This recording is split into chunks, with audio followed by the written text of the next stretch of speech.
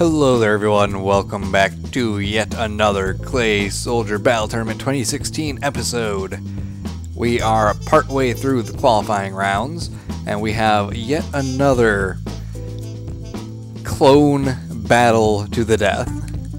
We are going to be seeing today the Pumpkin Pounders versus Black Crush. Both of them use bone clubs to pummel their enemies into submission. Once again, two teams exactly the same, no difference other than their color. And they will be fighting in... And we're having some glitches in the randomizer once more. The Foundry is where they shall fight though. So let's get everyone over there, set up, and ready to beat the snot out of each other. Alright, we have both teams ready to go. We have 8 people on each team wielding lethal, deadly clubs of bones, ready to smash each other into the ground or to burn to death in the fires of the Foundry. There's not much need for an introduction to these two teams, as both of them are pretty much the same. So let's get the battle underway in 3, 2, 1. And the two teams are off, making their way across the Foundry as the rail carts overhead drop flaming hot fireballs upon them. And they're meeting in the middle. Already several of the soldiers are losing their armor as the fire has done significant damage to them.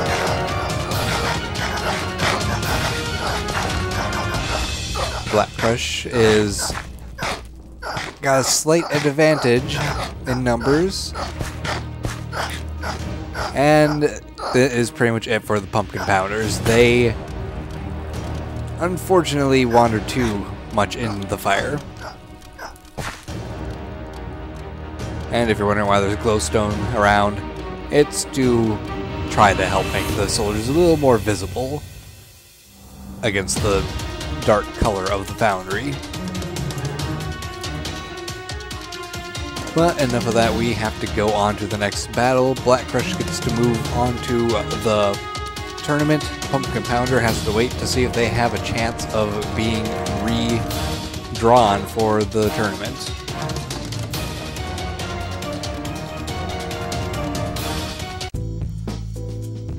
And as we move on in the tournament, we are going to be seeing the Cold Champs versus the Redstone Slashers.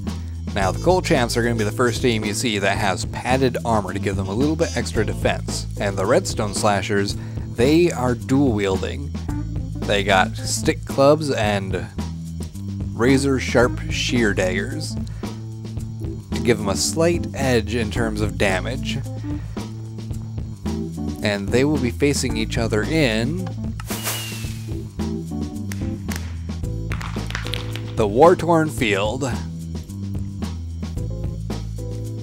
Alright, let's get the teams set up and ready to go as the sun sets and they do battle at night.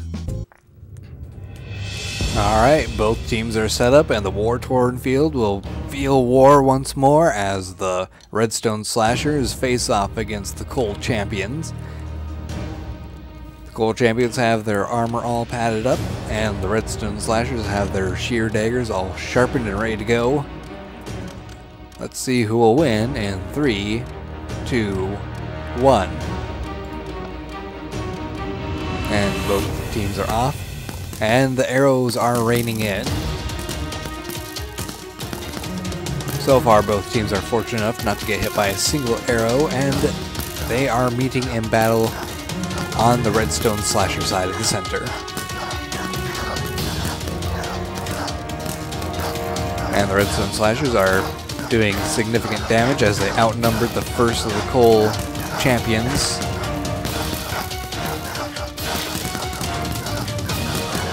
Watermelon Slices are being chowed down, healing as quickly as they can, but probably not going to be enough to overcome the damage output of the field and those razor sharp dagger blades.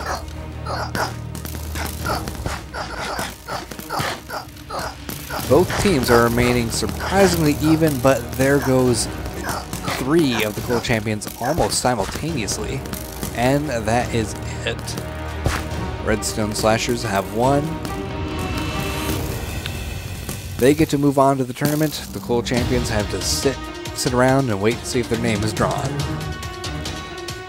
Let's get the final battle set up for this video. And the final battle today shall be the Purple Medics versus Yellow Sprint. Yellow Sprint is another one of those high-speed teams, loaded up with sugar. The Purple Medics, however, are the first and only team we're going to be seeing in the qualifying rounds who has an upgraded food item, which is very likely going to give them a very good advantage due to their expanded healing capabilities, and they will be facing each other in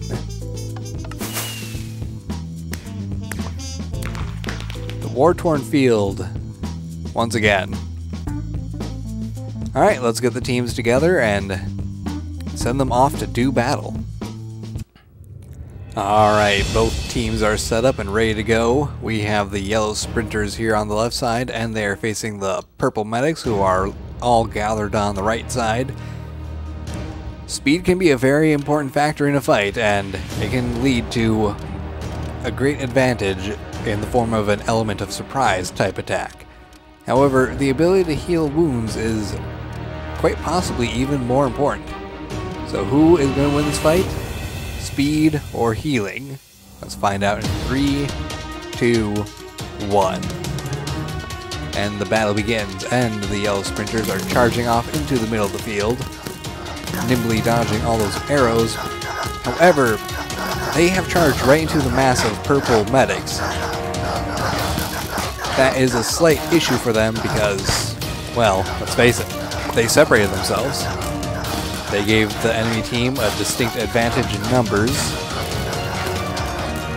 and the medics have barely taken any losses as they've healed most of their damage.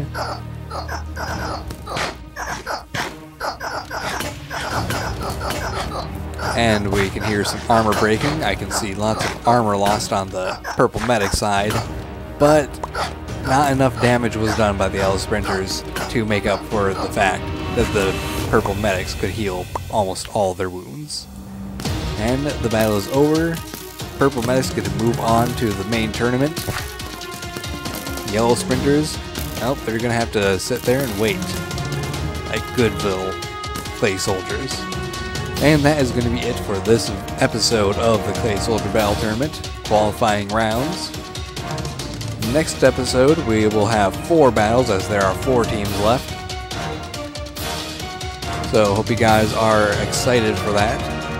Give a like if you want to see more of these tournaments in future years to come.